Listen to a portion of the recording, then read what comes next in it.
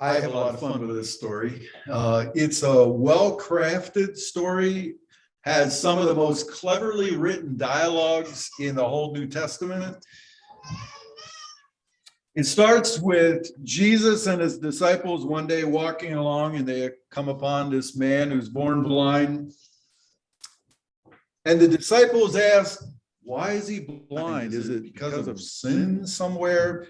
Jesus doesn't go there, just says God's going to be glorified in his blindness. And sure enough, Jesus uses some spit to make some clay that he smears on the man's eyes. And then he tells him to wash it off in the pool of Siloam.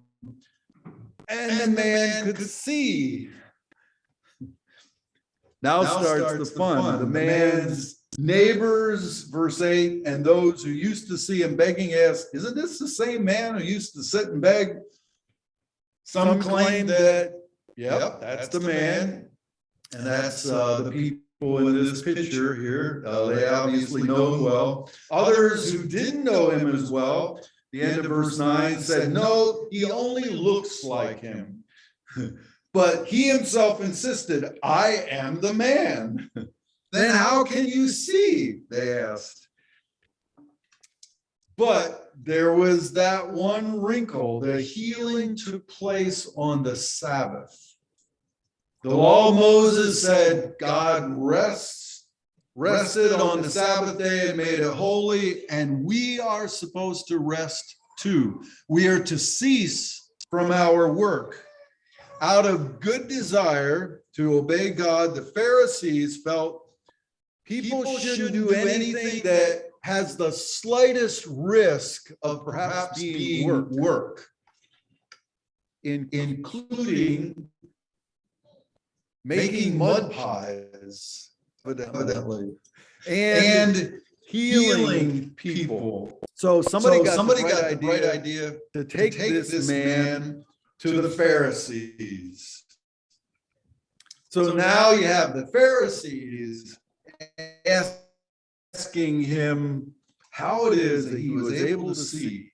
And after they hear the story, verse 16, it says some of them start from the Sabbath breach, and that leads them to conclude this healer is not from God. But interestingly, another group starts from the miracle, and they say he must be from God, because how could a sinner do such a miracle? In verse 17, in their confusion, they turn to the blind man and ask sort of him to settle the question. What do you say about him? It was your eyes he healed. And the man's instant response is, he's a prophet, which was perhaps the highest religious title he could think of on the spot. We don't know. Well, the Pharisees definitely don't like that idea. So they fall back on, maybe this guy was never blind in the first place. So they send for the man's parents. Verse 19, is this your son? Is this one you say was born blind? How is it that he can see now? Verse 20, the parents are willing to identify that, yeah, this is their son, and attest, yes, he was born blind. But they don't touch the question of how he was healed. They don't want to get in trouble with the high religious leaders. Verses 22 and 23 explain that the leaders had already agreed that anyone who said Jesus is the Messiah that we are waiting for would be put out of the synagogue. And in a highly religious community like there in Jerusalem, that was a very serious matter. So the parents just say, ask him. He's of age.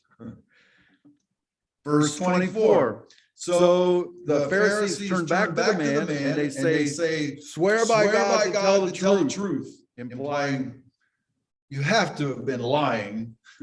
Jesus didn't give you sight. We know that he's a sinner. But this man is a very sturdy character with a lot of strength in him, not easily moved from what he is sure of. Verse 25, I don't know anything about Jesus. I don't know if he's a sinner or not. But one thing I am certain of, I was blind and now I see. And nobody's going to shake him out of that certainty. Pharisees don't know how to proceed, so they go back to the beginning. Verse 26, what did he do to you? How did he heal your eyes? And verse 27, I think he had a twinkle in his eye. The man reminds them that he has already told them this. And he says, why do you want me to tell you again? Do you want to become his disciples too? You can almost see his courage increasing. One commentator that I read said, it's pretty clear from this story that John, the gospel writer, had a sense of humor. His, do you want to become his disciples too, almost seems to hint that word too. It's like his own desire is to follow Jesus, as well as he probably knew that there were a lot of others who did. And they fire back, we are followers of Moses. We're sure God spoke to Moses, but we don't even know where Jesus comes from. And the Pharisees seem to think that the fact that they, the most serious Bible scholars around, don't even know where this Jesus comes from would be the death knell to any legitimacy that Jesus might have. But no, in those words lies their root problem. This declaration of ignorance is the death knell to their legitimacy to give an opinion or especially a judgment on this matter. And the blind man seems to see that now. Now we see him really growing in his understanding, in his courage even.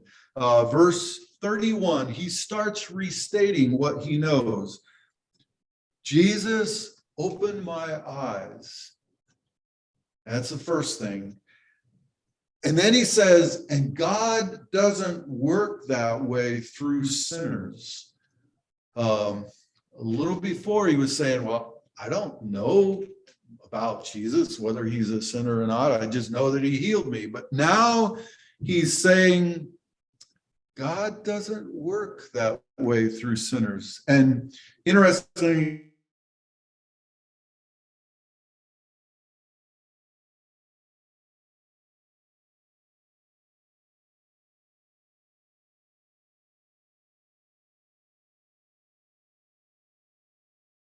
the Pharisees had said, implying, why do you think of this when you first learned of this healing, instead of blinding yourself by just fixating on the Sabbath day complication? And indeed, you might be remembering that John mentioned in verse 16 that there were some Pharisees who did take this into consideration.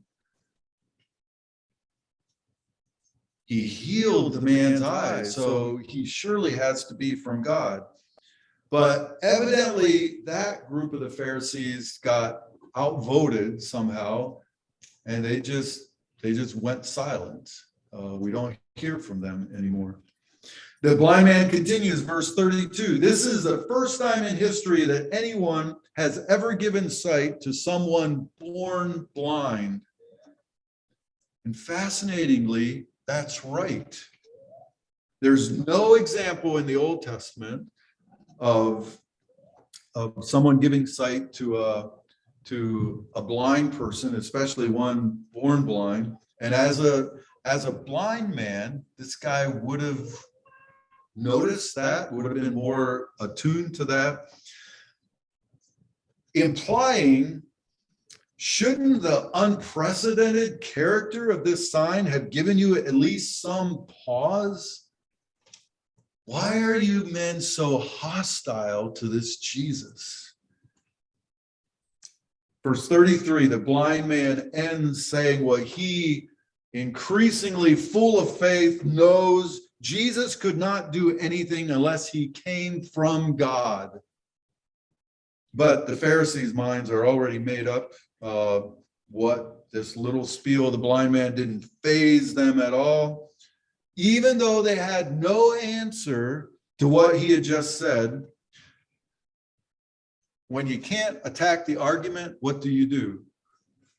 You attack the person, right? So verse 34, you have been full of sin since the day you were born. How dare you think you can teach us? And they threw him out of the synagogue. Now, verse 35, Jesus hears that has happened. And he takes the initiative to seek the man out. And he asks him, do you believe in the Son of Man? Now, I have a question for you.